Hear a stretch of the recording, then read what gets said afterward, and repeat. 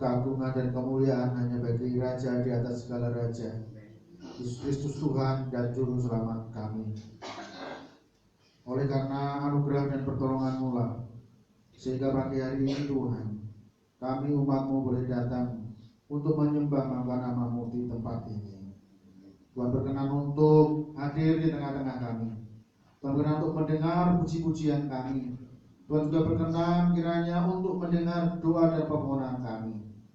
Terima kasih ya Tuhan atas kehadiran-Mu. Tuhan akan sucikan, kuduskan, layakkan hidup kami. Ampunilah akan segala dosa-dosa dan kesalahan kami, supaya kami layak untuk datang, supaya kami layak untuk menyembah dan menghadap kehadiran-Mu.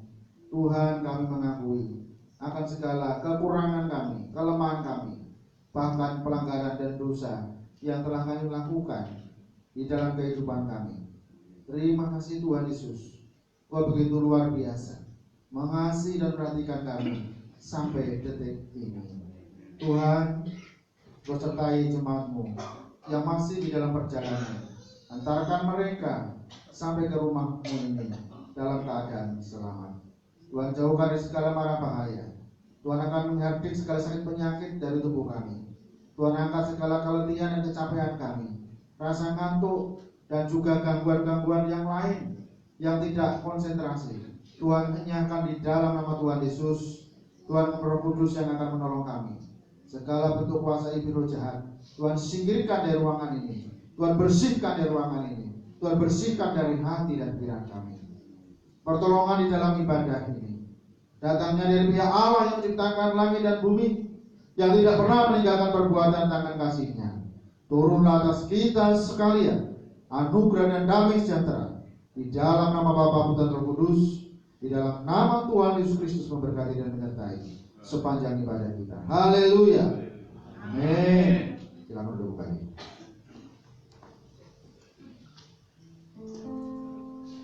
Saya akan menyapa teman-teman. Shalom. Apa kabarnya hari ini? Luar biasa. Pasti luar biasa karena kita bersama Tuhan Yesus. Saya kira udaranya sudah tidak dingin ya, karena cuacanya sudah mulai tidak kayak dulu. Dan kita siap untuk memuji nama Tuhan. Kita siap bersorak-sorai bagi nama Tuhan. Kita akan memuji dengan hati yang penuh sukacita. Kita akan hilangkan segala apa yang ada saat ini. Saat ini konsentrasi kita kepada Tuhan Yesus saja.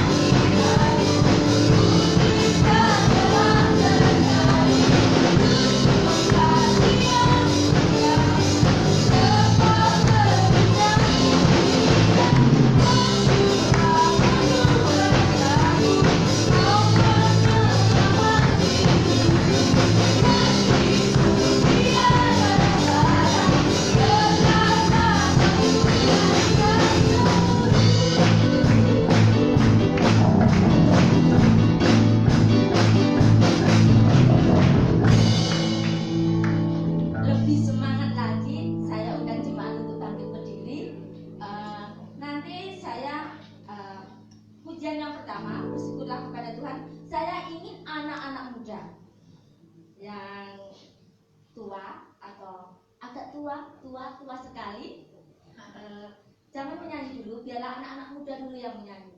Setelah itu nanti kalau Tuhanlah kekuatanku, para orang tua ya. Kita mulai sekarang, 1, 2, 3.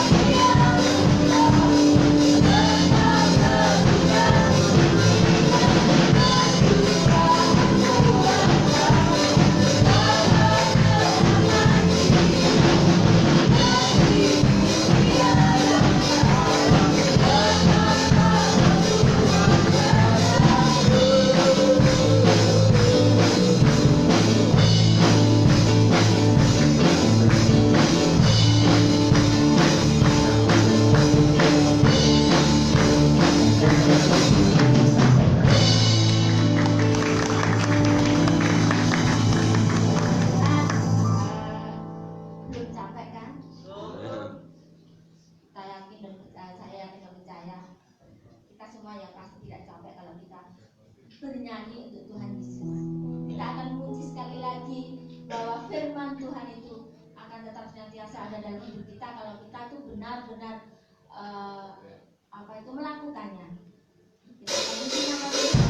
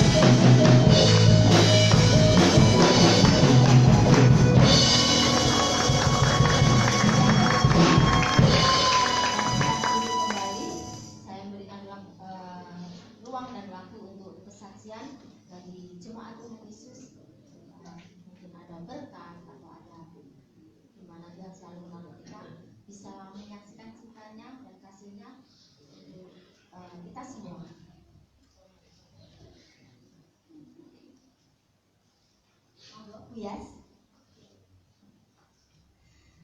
Kalau tidak ada, kita akan menyesatkan hati dan jiwa kita, kejadian kita untuk mendengarkan firman Tuhan. Saya benar percaya semuanya pasti diberkati Tuhan. Karena kita mengandalkan Tuhan Yesus. Memang kadang pertolongan Tuhan itu tidak seperti yang kita inginkan. Kita inginnya, Tuhan hari ini aku mau minta ini dan aku mau sekarang ini. Tidak. Tetapi Tuhan mungkin ada sesuatu yang lebih baik untuk kita. Karena setiap, kalau kita mungkin gini, kalau ada sih orang kita berdoa, Tuhan aku mau ini, ternyata sudah ternyata besoknya atau nantinya ada. Tetapi tidak ada juga yang langsung, mungkin bertahun-tahun belum dijawab, seperti pergumulan hidup saya, bertahun-tahun sekali belum dijawab Tuhan. Tetapi saya yakin percaya dan saya tidak berputus asa. Saya tetap doakan untuk suami saya supaya dia mau menginjakkan kakinya untuk beribadah. Saat ini memang masih sulit bagi saya, itu masih sulit. Kemarin sih pernah saya ngomong gini, dia itu ngomong apa, saya dijawabnya, bolah mas, hanya Tuhan yang bisa, yang mampu, roh Tuhan yang mampu bisa itu mengubah kamu. Nggak tahu kemarin ngomong apa, saya jawabnya gitu, tetapi orangnya diam. Dan saya pun percaya mungkin setiap pergumulan hidup kita nggak sama ya, tetapi kita harus yakin kepada Tuhan. Tuhan itu sangat mengasihi kita, dan itu harus kita tanamkan dalam kehidupan kita. Jangan sekali-sekali kita menyalahkan Tuhan, karena Tuhan itu tidak pernah salah dalam hidup kita. Engkau Bapa yang mengasihiku, Tuhan, Kau tak memandang kami, Tuhan. Kau hanya memandang hati kami. Biarkan mungkin tubuh kami tidak sempurna, tetapi Engkau tahu hati kami ya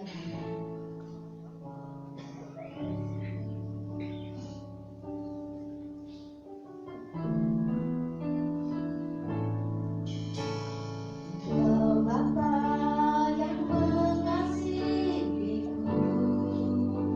Kau pandang bentuk dan rupa kami.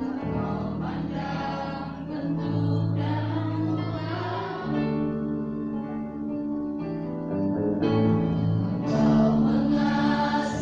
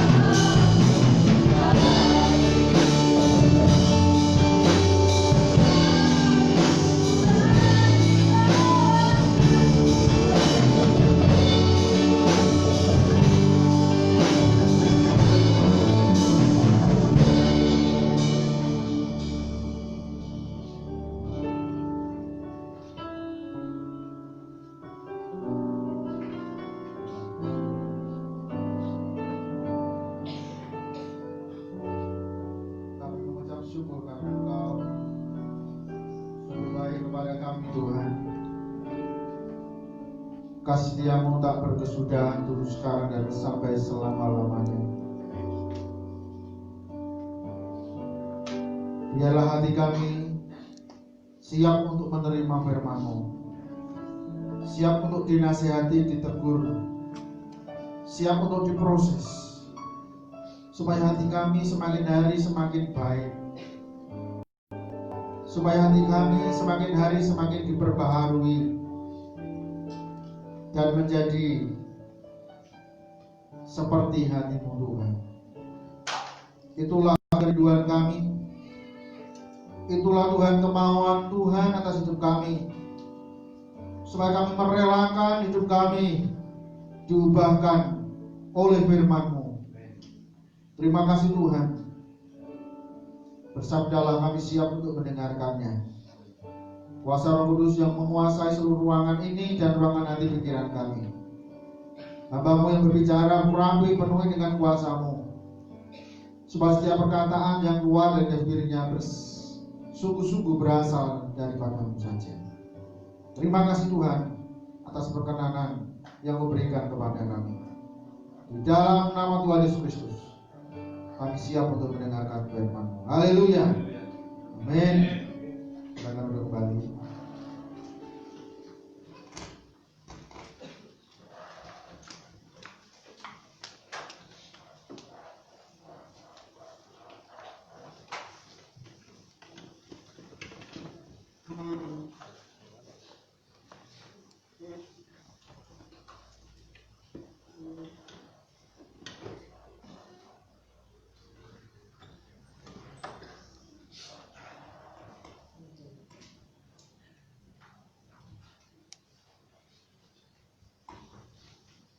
Selamat pagi, shalom Bapak Ibu. Shalom.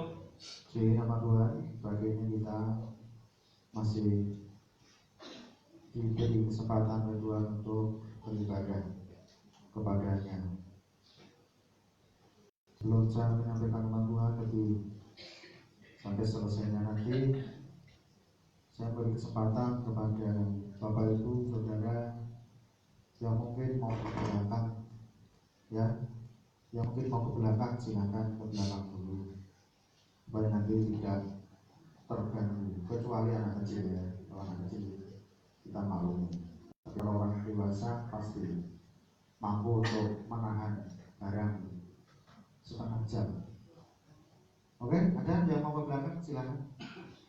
Saya beri ini sungguhan ya, supaya nanti betul-betul kita bisa menikmati firman Tuhan.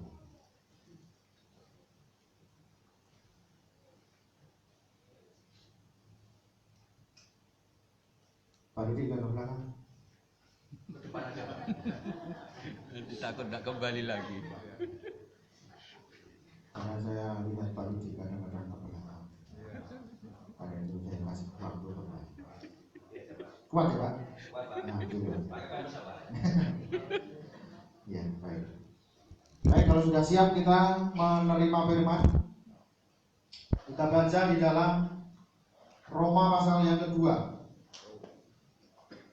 Roma pasal yang kedua, mulai ayat yang pertama sampai dengan ayat yang ke-16.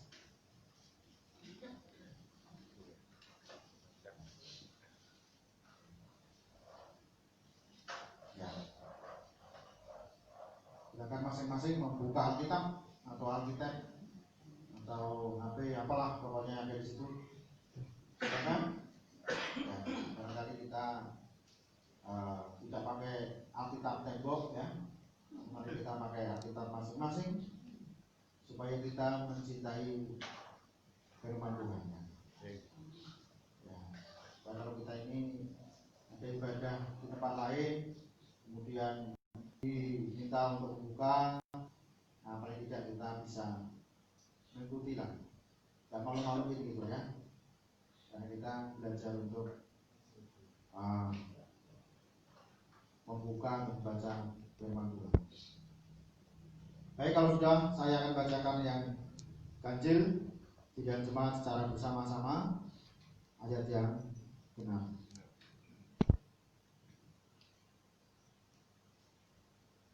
Sudah? Karena itu hai manusia, siapapun juga engkau yang menghakimi orang lain, engkau sendiri tidak bebas dari salah. Sebab dalam menghakimi orang lain, engkau menghakimi dirimu sendiri. Karena engkau yang menghakimi orang lain melakukan hal-hal yang sama. Tetapi kita tahu bahwa hukuman Allah berlangsung secara jujur atas mereka yang berbuat demikian. Dan engkau yang manusia, engkau yang menghakimi mereka yang berbuat demikian, sedangkan engkau sendiri melakukannya juga. Adakah engkau sangka bahwa engkau akan luput dari hukuman Allah? Maukah engkau menganggap sepi kekayaan kemurahannya, Kesabarannya dan kelapangannya hatinya. Tidakkah Tidakkah engkau tahu bahwa maksud kemurahan Allah ialah menuntun engkau kepada pertobatan? Tetapi oleh kekerasan hatimu yang tidak mau bertobat, engkau menimbun murka atas dirimu sendiri pada hari waktu mana murka dan hukuman Allah yang adil akan dinyatakan. Ia akan membalas setiap orang menurut perbuatannya, Yaitu hidup kekal kepada mereka yang dengan tekun berbuat baik, mencari kemuliaan, kehormatan, dan ketidakbinasaan. tetapi murka dan geram kepada mereka yang mencari kepentingan sendiri, yang tidak taat kepada Kebenaran, melainkan taat kepada kezaliman. Penderitaan dan kesesakan akan menimpa setiap orang yang hidup, yang berbuat jahat, pertama-tama orang Yahudi dan juga orang Yunani. Tetapi kemuliaan, kehormatan, dan damai sejahtera akan diperoleh semua orang yang berbuat baik, pertama-tama orang Yahudi dan juga orang Yunani. Sebab Allah tidak memandang bulu. Sebab semua orang yang berdosa tanpa hukum Taurat akan binasa tanpa hukum Taurat, dan semua orang yang berdosa di bawah hukum Taurat akan dihakimi oleh hukum Taurat. Karena bukanlah orang yang mendengar hukum Taurat yang benar di hadapan Allah, tetapi orang yang melakukan hukum Tauratlah yang akan dibenarkan. Apabila bangsa-bangsa lain yang tidak memiliki hukum Taurat oleh dorongan diri sendiri melakukan apa yang menurut hukum Taurat, maka walaupun mereka tidak memiliki hukum Taurat, mereka menjadi hukum Taurat bagi diri mereka sendiri. Sebab dengan itu mereka menunjukkan bahwa isi hukum Taurat ada tertulis di dalam hati mereka, dan suara hati mereka turut bersaksi, dan pikiran mereka saling menuduh atau saling membela. Hal itu akan nampak pada hari bila mana Allah sesuai dengan Injil yang diberitakan akan menghakimi segala sesuatu yang tersembunyi dalam hati manusia oleh Kristus Yesus. Amin. Amin. Nama Tuhan. Kalau pagi ini kita sudah baca firman Tuhan. Tolong Mas Agus masuk.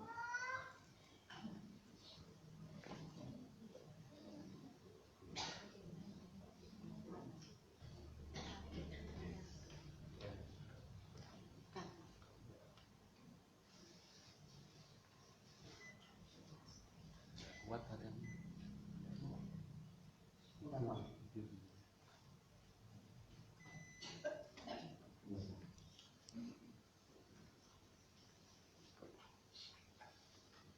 Ya, saya sudah berusaha, katanya tidak kuat ya. Kita akan merenungkan firman Tuhan ini. Bapak Ibu saudara-saudara yang dikasih Tuhan, di dalam bacaan kita ini ada 3 hal yang penting.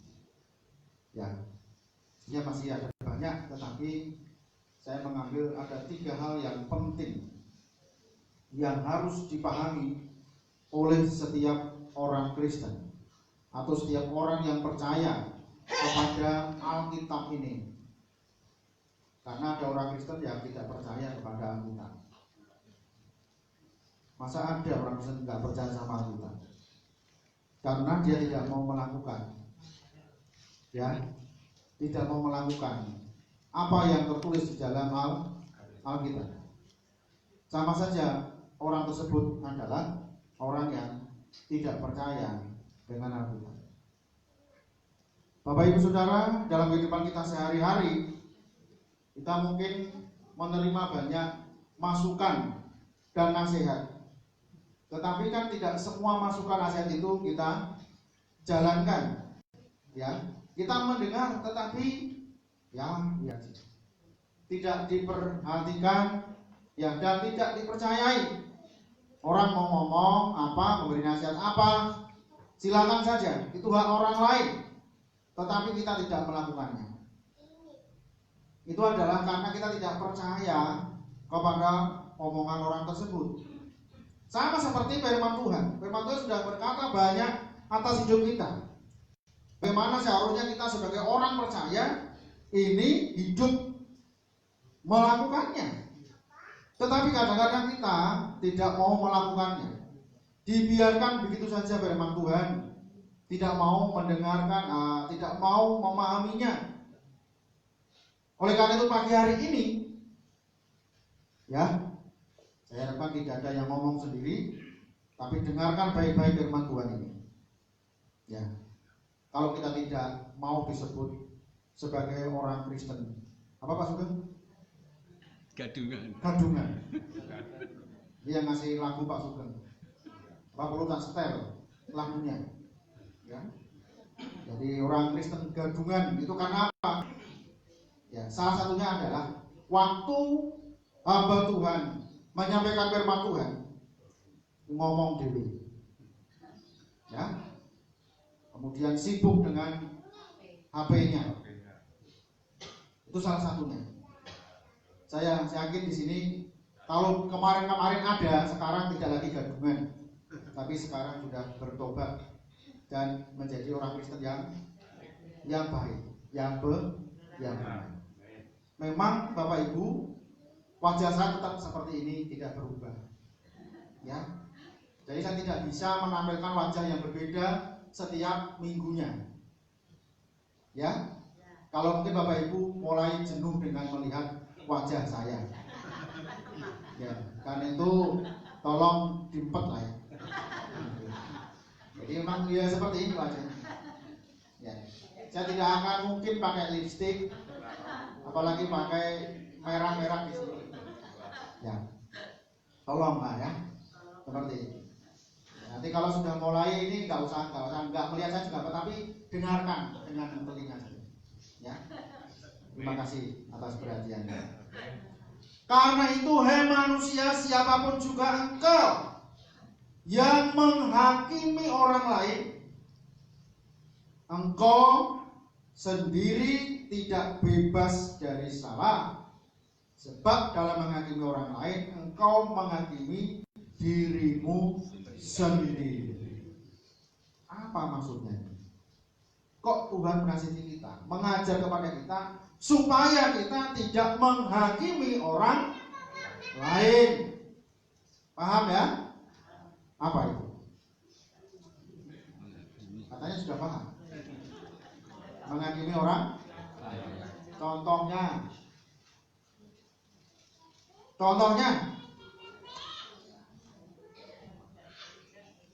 Hah?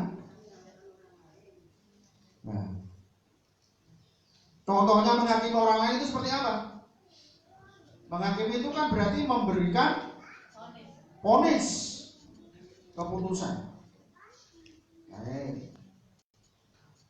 Dan memberi tidak ke gereja, ya, besok bermati misalnya, ya, atau apa, ya, misalnya orang kok seperti itu, ubah orang terus,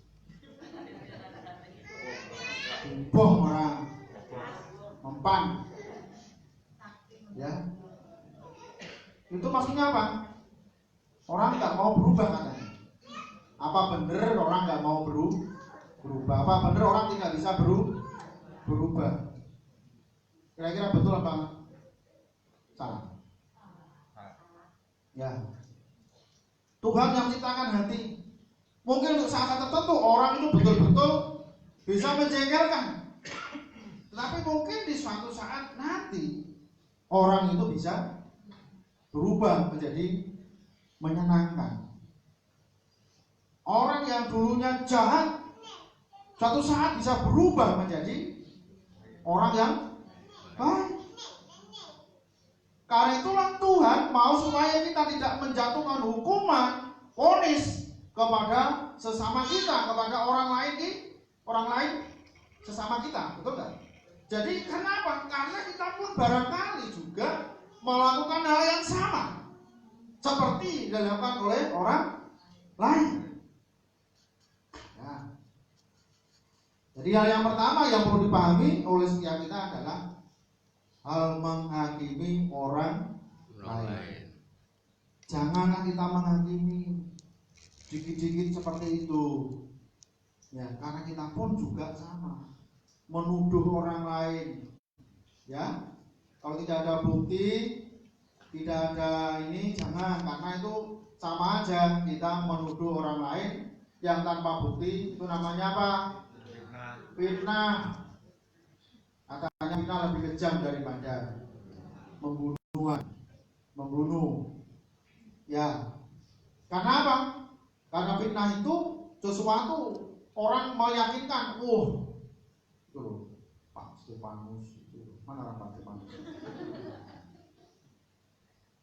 Itu kan jarang pulang, ya. Tahu nggak? Kenapa jarang pulang? Nah, mulai kan gitu ya? Itu tiap hari itu ada 5 cewek yang tidak.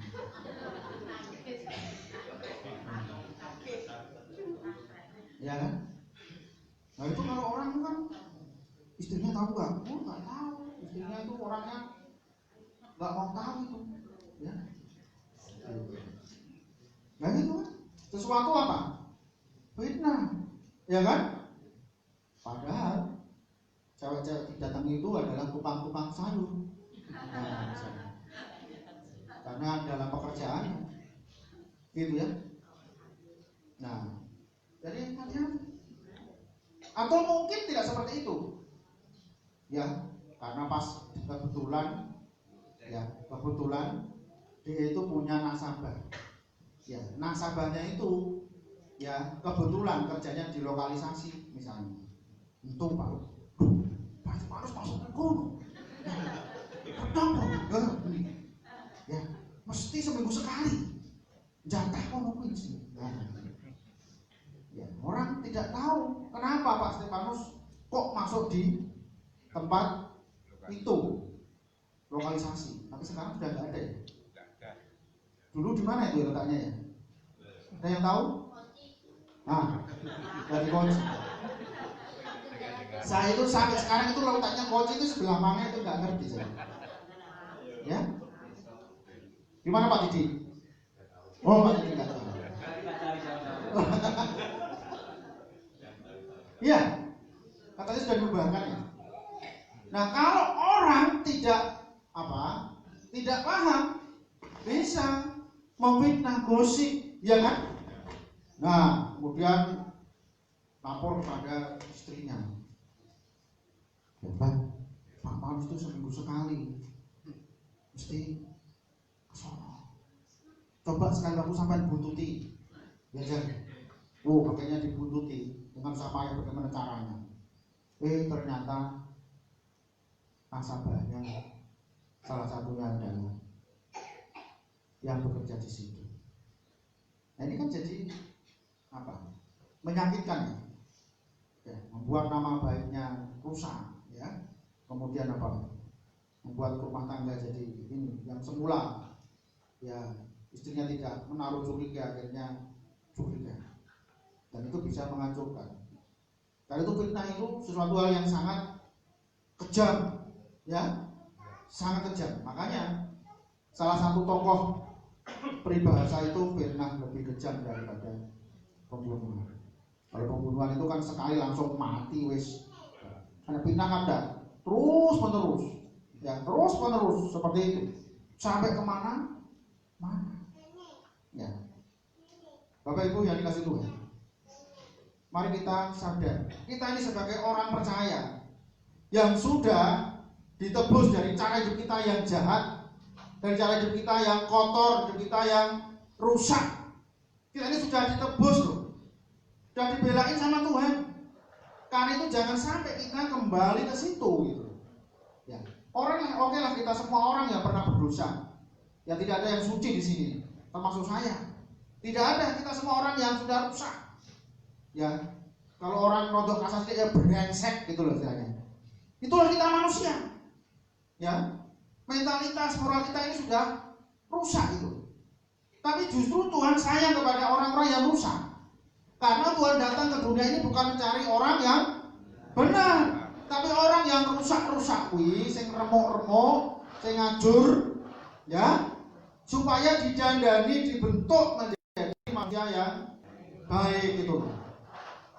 Apapun juga, ya, kerusakan kita itu kan macam-macam, menyeluruh ya, dari ujung rambut sampai ujung kaki, ya, segala sesuatu bisa rusak.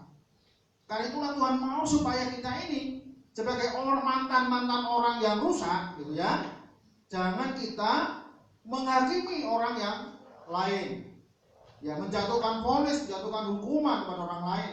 Karena Alkitab mengingatkan kepada kita, karena kita pun juga melakukan yang sama. Karena itu dikatakan kita menghakimi dirimu sendiri. Tidak ada yang sempurna dalam kehidupan kita. Ya, Paulus mau menasihati pada kita, ya, yo jangan seperti itu. Jadi wong liya, ya, orang Jawa bilang sawang sinawang katanya. Jadi orang itu harus introspeksi. Ya, itu. Jangan sampai kita apa? Menjatuhkan vonis. Marnya mati dulu. Ya. Ada yang begitu kan? Belum tentu. Ya kalau memang dia nggak bertobat sampai mati ya betul juga ya. Tapi tidak semua orang begitu. Tuhan kadang-kadang kasih kesempatan untuk kita. Lalu fasilitasnya ya minim. Maka saya bilang HP ya ada tapi nggak ada sinyal. Ya? Buat apa?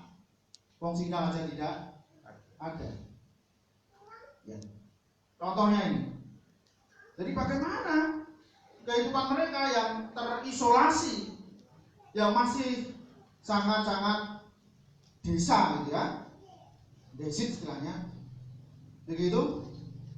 Dan kehidupan mereka di sana ya tidak terlalu seperti sekarang, pengaruhnya tidak terlalu besar, karena memang mereka di satu perkampungan yang jauh dari keramaian. Saya berpikir bahwa orang ini ya masih sangat lugu ya, karena mereka tidak terpengaruh dengan apa? Teknologi, tidak terpengaruh dengan gaya hidup yang sedemikian rupa. Mereka benar-benar urip kuwi ya, kalau di desa sekali itu kan hidup itu apa sih? Enggak neko. Ya, dia tidak akan kepengin nek sing wedok golange kerincing-kerincing, enggak pengen. Ya. Betul enggak? Enggak pengen. Ya. Dia enggak pengen mobil. Dia enggak pusing dengan kulkas. Ya. Enggak pusing dengan AC rumahnya supaya dingin, ngurati ke AC kedinginan. Seperti itu.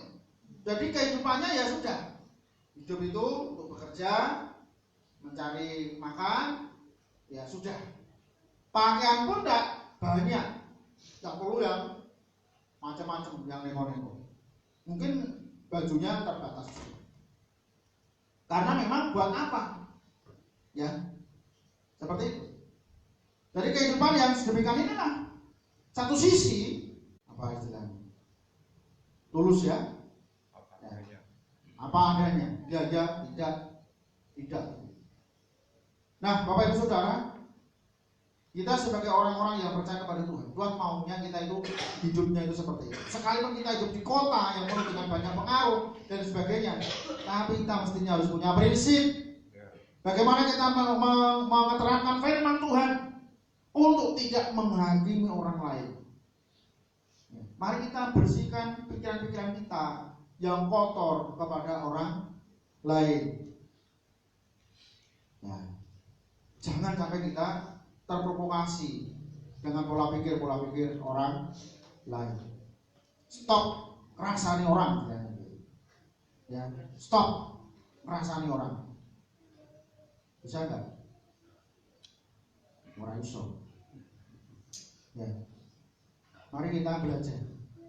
Memang untuk menghentikan ini tidak mudah.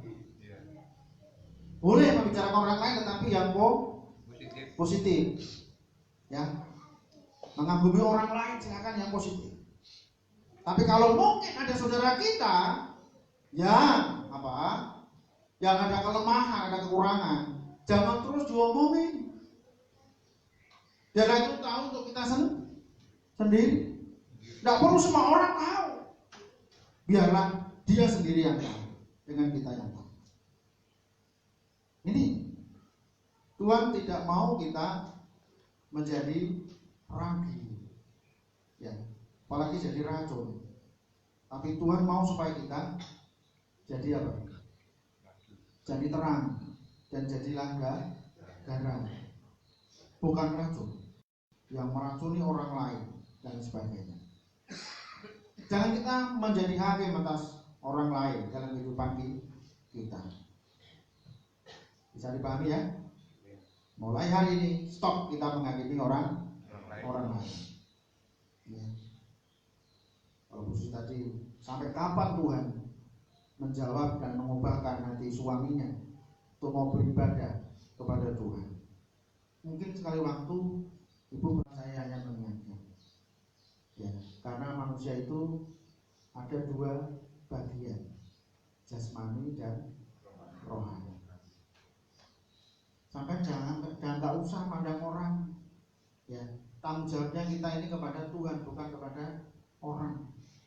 Mungkin kecewa dengan pendeta atau kecewa dengan siapa, lihat orang Kristen, orang genah misalnya. Orang bisa kecewa kalau kita memandang manusia. Kenapa? Karena manusia tidak ada yang sempurna. Kan itu pandang saja Tuhan. Dan kadang-kadang orang yang kecewa itu adalah dengan gereja rajin ya, uripe soro, uripe ngono. Lebih baik saya tidak ke gereja. Itu salah total. Ya, kenapa? Berarti dia bergantung kepada manusia. Tidak boleh loh. Rohani kita ini bukan bergantung kepada dia, kepada manusia itu. Tapi rohani kita ini adalah tanggung jawab kita kepada Tuhan. Jadi harus dibalik. Biar orang lain seperti apa, tapi saya bertekad mau setia kepada Tuhan. Ya. Coba kalau kita berkecewa, Bapak Ibu, saya tidak membicarakan kejelekan hamba Tuhan. Ya, Benny Hinn kurang apa? Ya, tahu ya? Bagaimana kehidupannya? Ya, gosip dia menceraikan istrinya. Oh, ini pendeta kalibernya internasional, betul nggak? Semua punya kekurangan. Selama manusia masih di dunia ini, pasti punya kekurangan.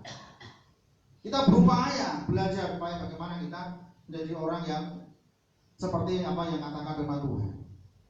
Pastilah, pasti. Ya, banyak kekurangan manusia. Tidak ada yang bisa melakukan semuanya. Ya, bayangkan kalau punya jemaat 1000 misalnya. Ya, harus nuruti siji-siji. Wong 1000. Ya. Ya, ora suwe umure. Kan gitu ya. Gak bisa. Pak Jokowi kan orang baik. Menurut kita kan setuju kita baik ya. Ya kan? Tapi berapa ribu orang, jutaan orang yang kecewa dengan Pak Jokowi. Benar kan? Iya, buktinya orang milih. Ya. Berapa juta yang gak milih? Ya itu kan berarti kan enggak suka. Kalau suka kan dipilih. Kalau orang Indonesia, berapa juta Indonesia? penduduk kita sekarang ini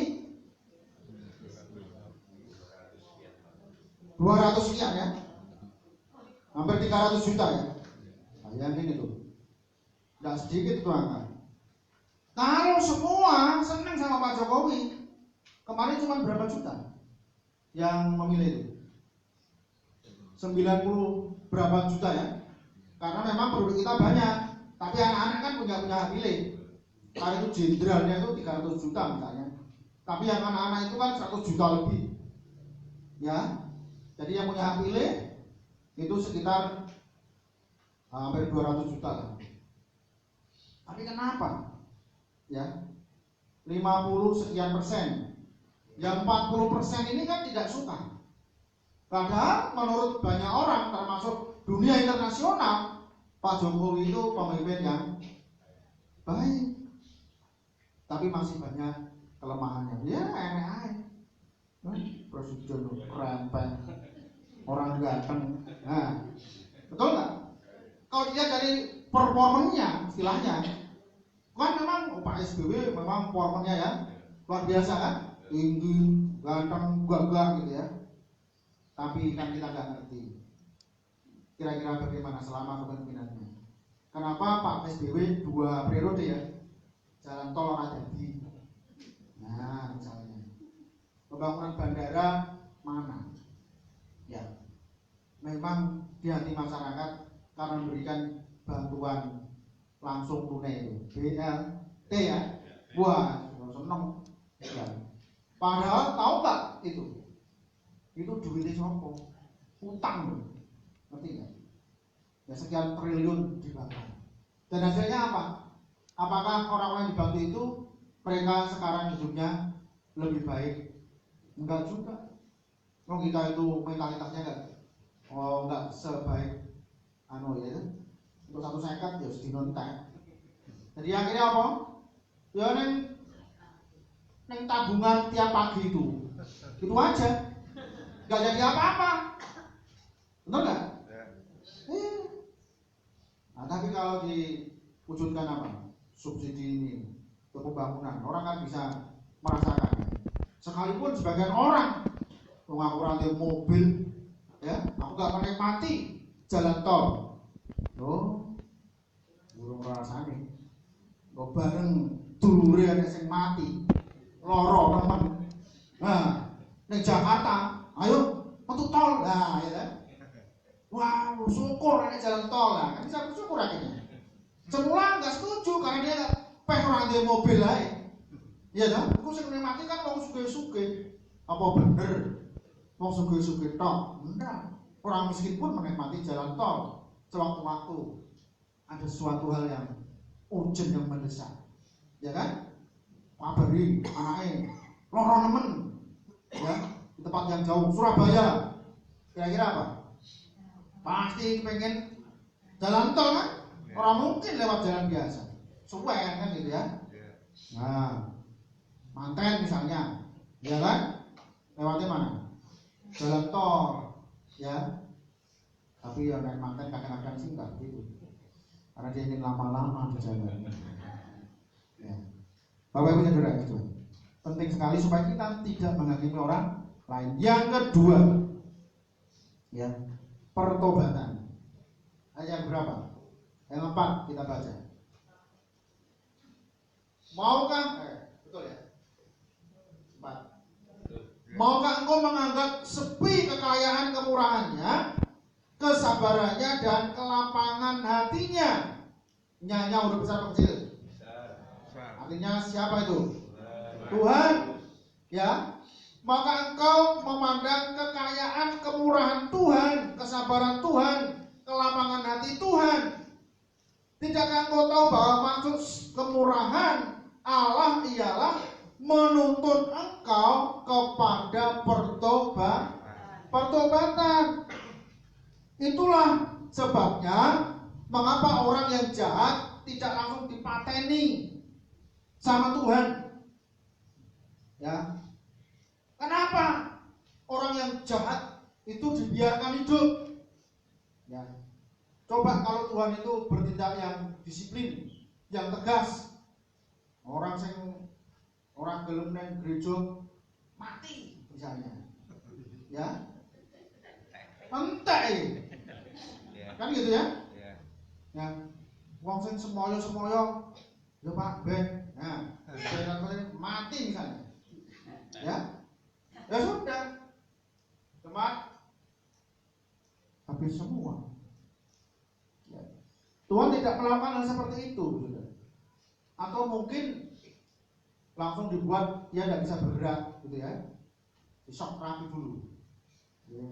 Mulutmu rasa dipercaya, langsung mulutnya ngancing. Misalnya begitu. Ya, apa Tuhan mau seperti itu kita? Ya? Apa kita mau supaya Tuhan bertindak seperti itu? Ya? Enggak. Ya. Manusia itu kan kuncinya itu kan di mulut ya.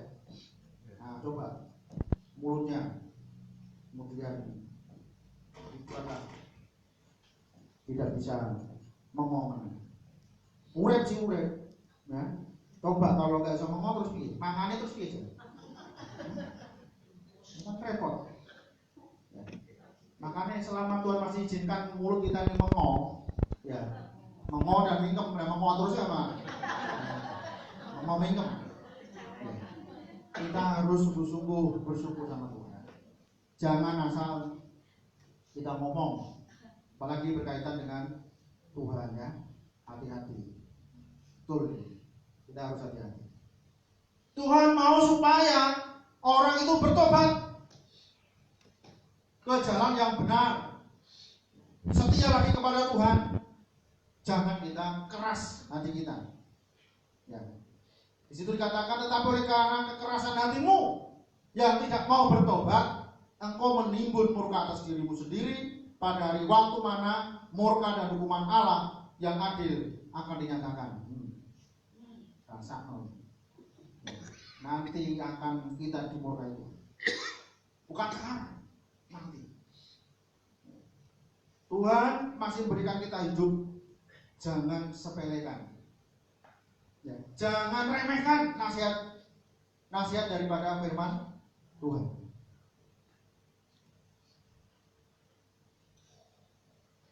Hari Jumat yang lalu ada alumni murid saya yang meninggal dunia. Jasanya masih di sekolah. Terus gue jasa itu. Ya. Ini anak Kristen mulanya. Saya ajar, saya bimbing, saya nasihati. Jangan sekali-kali meninggalkan Tuhan. Ya, kamu gak usah kecil hati, mau kamu rupamu ayu. Akhirnya senang Kristen. Perbaiki hidupmu, ya, hati-hati. Makanya, betul, saya dengar kamu punya pacar yang tidak seiman. Betul Pak, tapi dia kadang-kadang sudah mau ikut ke gereja. Oh, bagus. Jangan sampai kamu meninggalkan Tuhan. Ya, kamu harus memenangkan jiwa. Ini saya kaget setengah mati. Ya. Setelah meninggal itu, katanya sama teman saya, dimakamkan secara gereja. Oh enggak Pak, dimakamkan secara Muslim. Loh, kok iso? Ya, 13 hari yang lalu dia mengucapkan kalimat syahadat. Sekarang mati dia yang ke-13. Gak main-main. Ya. Itu artinya apa? Memang Tuhan kadang-kadang memberi kesempatan untuk orang bertobat, tapi Tuhan kadang-kadang tidak memberikan orang untuk bertobat. Karena kekerasan hatinya. Tidak mau memperhatikan nasihat daripada firman Tuhan. Ya. Nah, beberapa orang yang seperti itu, betul. Tapi ada beberapa orang yang tidak seperti itu. Tapi kayak nyatanya loh, tonggo gue yo seumur sama jadi Pak. Ya itu memang sebenarnya kan kemurahan Tuhan supaya dia kembali, ya, supaya dia kembali ke jalan Tuhan. Tapi kalau tidak, Tuhan katakan akan menumpuk murka Tuhan atas hidupnya pada waktu penghakiman yang adil nantinya. Pasti. Ya itu pasti. Sekarang pasti dia sudah menyesal. Ya. Iya, kenapa? Saya meninggalkan Tuhan. Tahu-tahu. Tapi semua sudah terlambat. Ya, semua sudah terlambat. Tidak ada lagi kesempatan untuk yang kedua kali. Hanya sekali saja. Ya. Tuhan mau supaya segala kejahatan kita, segala kelemahan, kekurangan kita ini oke. Tapi Tuhan mau supaya kita ini kembali ke jalannya, hidup di dalam pertobatan. Nah, yang dulu mungkin pernah suka ngapusi orang, sekarang jangan ngapusi lagi. Ya. Dan lain sebagainya. Kejahatan itu macam-macam. Seperti yang sudah saya sampaikan, orang nipu sekarang itu canggihnya luar biasa ya. Apalagi dengan media sosial ini, wah luar biasa. Kesempatan untuk orang menipu orang itu sangat mungkin. Ya, sangat mungkin. Ya. Beberapa waktu yang lalu saya juga ditipu orang.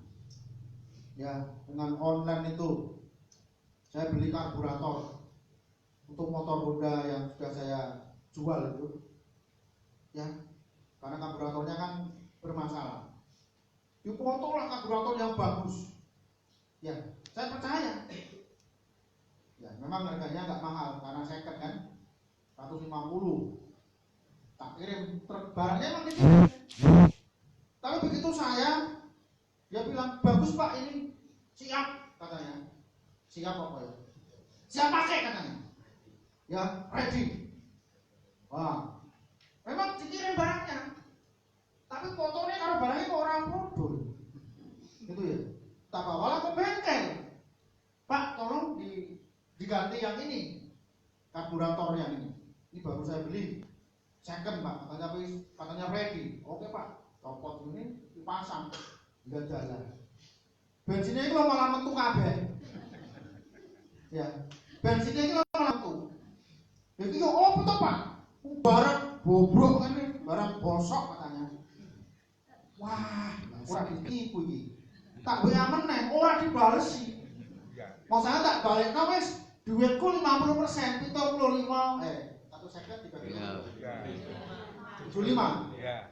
Balekno 75 wis gak apa-apa. Sampai saiki ora dibales. Oh, ya memang gak apa-apa lah. Sampai ngapusi aku, ora apa-apa. Ya, yang penting aku sampai ngapusi sampai. Gitu ya. Saya sering ngapusi wong. Ya. Tapi yo wis piye. Ya, saya punya keyakinan orang yang mengapusi saya itu rezekinya melu aku. Nah, itu aja. Wes. Sama sampai saya barangnya saya nempel. Sebuah apa? Kan gitu ya. Tak kasih yang bagus apa filternya itu. Tak kasih yang bagus Pak ini. Oh ya, terima kasih Mas. Jadi itu loh, saudara. Orang bisa menipu dengan segala macam cara untuk mencari uang. Kayak itu cuma di sini kalau kita kerja yang bagus, ya. Ini Mas Riko ini kerjanya luar biasa. Saya salut sekali. Ya kadang-kadang saya marry ya. Marry-nya apa? Ini Mbak Maya sama Riko ini kemana-mana berdua, ya. Ya kan?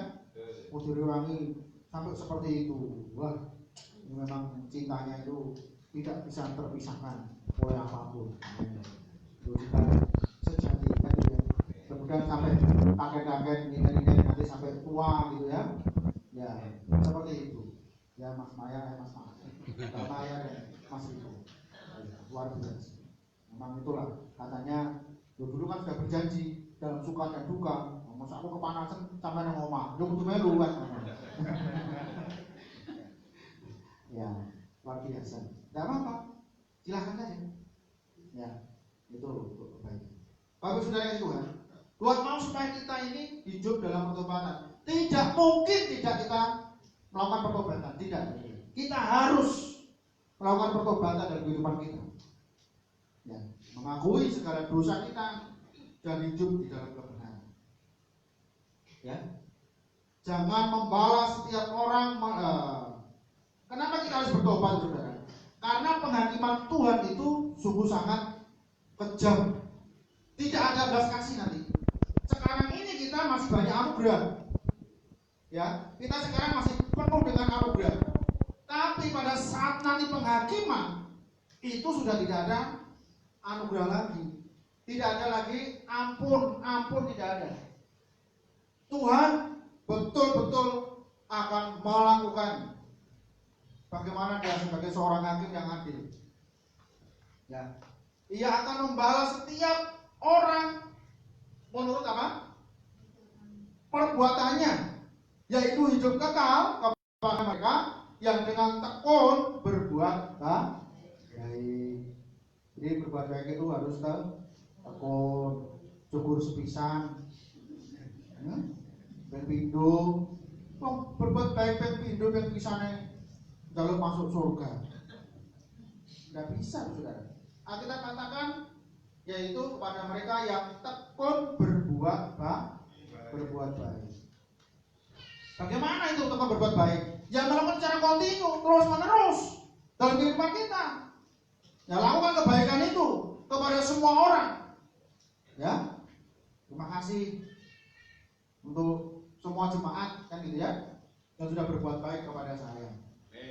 Nah gitu, terima kasih. Ya, yang belum ya menyusul, kan gitu. Ya, makasih Mbak Men. Mbak Men ini sekalipun baru berapa bulan di sini Mbak Men? Sudah berapa bulan Mbak? 6 bulan ya. Nah, sudah berbuat baik kepada saya. Aku dipejeti. Tapi ya luar. Tapi aku kan isi. Jadi ya sampai ya seperti itu. Tapi setelah itu enak gitu ya. Ya. Dengan betul nanti pijet, betul Mbak. Kalau mau betul tahun betul nanti pijet. Ya. Otot itu dengan ini perengkal jadi. Wah, berarti gue juga perengkal menang gitu. Ya, pelintir, waduh. Ternyata tangannya Mbak Ben ini rosok, kuat ya. Wah, nanti tak carikan pasien kan. Tenang kan. Ya, boleh nari tenaganya jenengan kan. Ya, kuatnya jenengan beberapa orang. Terima kasih ya. Dan yang lain juga semuanya, bukan berarti kalau saya nyebut Mbak Men, yang lain gak usah Mary maksudnya. Ya, yang lain juga sudah melakukan perbuatan yang baik dengan saya. Ya, ya dengan datang ke ibadah ini kan sudah satu perbuatan baik. Betul nggak? Ya. Nah itu. Ya, dan yang lain-lain, ya berbuat baik. Yang ngirim sayur, ya, ngirim apa lagi? Ya macam-macam. Ya, dan terima kasih kepada jemaat yang sudah memperhatikan seperti itu. Ya. Jadi berbuat baik itu, perbuatan baik, jangan lakukan hanya sekali. Ya maksud saya tidak menagih Mbak Men besok nanti pijet lagi, tidak. Bukan itu, saya malah tidak mau. Kan gitu ya. Pijet itu boleh tapi jangan setiap minggu. Ya, nanti ototnya malah orang karu-karuan. Ya. Ya, setahun sekali boleh lah. Nah, ya jadi lakukan sesuatu untuk kebaikan. Jangan lakukan untuk kejahatan. Ya, kita harus melakukan perbuatan baik. Kita semua kan sudah tahu kok berbuat baik itu, betul nggak? Ya, memberi kepada orang lain itu berbuat baik nggak? Berbuat baik. Ya, misalnya contoh aja nih. Ya, kita yang jualan, ya, misalnya masih sisa, kasih aja sama orang. Ya, yang itu jangan dibiarkan mambu ya, jangan. Tapi dikasihkanlah ke orang lain. Itu adalah perbuatan yang baik. Ya, kalau memang kita sudah tidak sanggup untuk makan itu, ya kasihkan kepada orang lain gitu. Ini contoh, ya contoh untuk kita berbuat baik, ya, gitu. Lalu yang lain juga begitu. Ya, bukan hanya makanan dan barang-barang, uang dan sebagainya, tapi termasuk ada perbuatan kita. Ya, perbuatan kita kepada orang lain, menolong, peduli dengan sesama. Jangan kita ini cuek, dan kita ini masa bodoh. Enggak, tapi kita berupaya untuk melakukan perbuatan yang baik kepada sesama kita. Menolong, memberi tumpangan dan yang sebagainya. Ya. Kemudian yang yang terakhir adalah ayat 12. Mari kita baca. Sebab semua orang yang berdosa tanpa hukum Taurat akan binasa tanpa hukum Taurat, dan semua orang yang berdosa di bawah hukum Taurat akan dihakimi oleh hukum Taurat. Karena bukanlah orang yang mendengar hukum Taurat yang benar di hadapan Allah, tetapi orang yang melakukan hukum Tauratlah yang akan dibenarkan. Apabila bangsa-bangsa lain yang tidak memiliki hukum Taurat oleh dorongan diri sendiri melakukan apa yang dituntut hukum Taurat, maka walaupun mereka tidak memiliki hukum Taurat, mereka menjadi hukum Taurat bagi diri mereka sendiri. Sebab dengan itu mereka menunjukkan bahwa isi hukum Taurat ada tertulis di dalam hati mereka, dan suara hati mereka turut bersaksi, dan pikiran mereka saling menuduh atau saling membela. Hal itu akan nampak pada hari bila mana Allah sesuai dengan Injil. Perhatikan baik-baik, ya. Hal itu akan nampak pada hari bila mana Allah sesuai dengan Injil, ya. Bukan sesuai dengan yang lain, ya. Ya. Sesuai dengan Injil yang kuberitakan akan menghakimi segala sesuatu yang tersembunyi dalam hati manusia oleh Kristus Yesus Tuhan kita. Hati yang tersembunyi. Saya tidak tahu hati panjenengan seperti apa. Saya tidak tahu hati ini sampean mangkel, ya.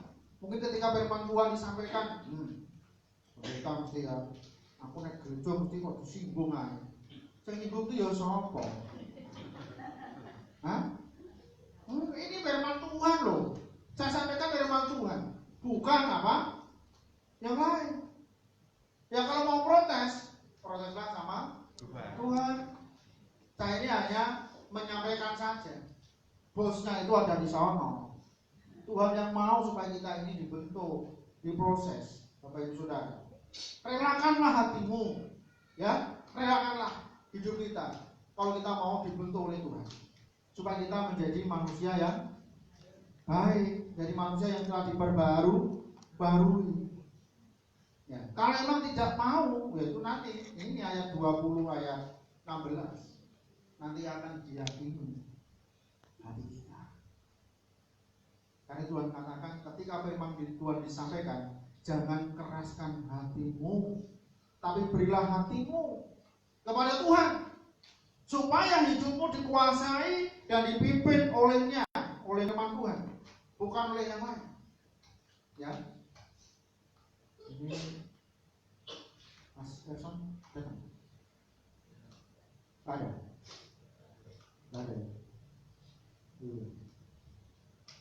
Kemarin tak doakan anaknya, tak tunggu sampai berapa jam tak datang. Ya, setelah itu dia WA, maaf Pak, anak saya dibawa ke orang pinter sama mertua saya, karena mertuanya kan masih muslim, itu hal yang biasa bagi mereka. Ya, doakan Pak, besok minggu saya datang. Tak dongak orang mandi Tuhan. Orang mandi loh, orang kok, mandi kata kok. Tak bilang, belum kamu ini gimana? Kamu ini yang rohani harus bertindak, ya. Kamu ini siap melayani, ya. Tengah malam pun kalau kamu telepon saya, pasti saya akan bangun kalau perlu. Saya doakan, kalau nggak di sini lewat telepon ya saya muncul ke sana. Ya, itu saudara. Kasihan anaknya, sudah dimintakan kepada ini. Jadi ini loh. Jadi kita jangan main-main sama Tuhan. Ya, mungkin itu juga satu teguran cara positif supaya kamu ingat Tuhan.